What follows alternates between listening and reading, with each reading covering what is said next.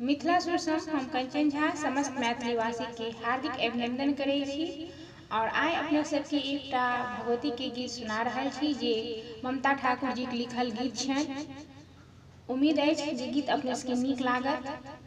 गीत नीक लागत तऽ लाइक करब, शेयर करब, जे केओ सब्सक्राइब नहीं केने छी से सब्सक्राइब कऽ देबै, संगे बेल आइकन के दबेनाइ नहीं बिसरब। जय मिथिला, जय मैथिली। सुनू ई गीत। उठू ने शीघ्र माँ काली, समय अछि भेल बड़ भारी।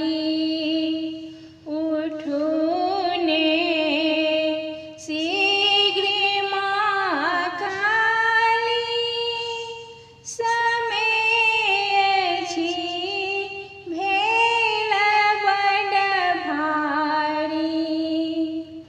माँ मुख सँ नाम जपै छी, नयन सँ नोर बहबै छी।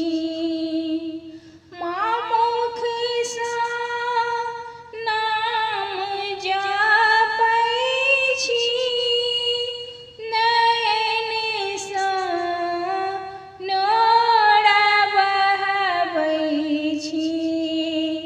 भजै छी नित्य महाकाली,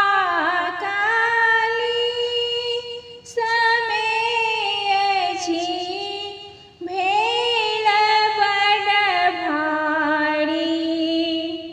उठू ने शीघ्र माँ काली, समय अछि भेल बड़ भारी।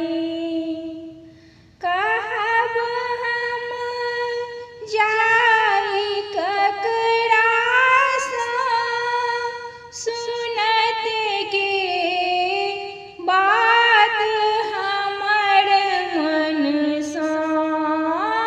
कहब हम जाई ककरा सँ, सुनत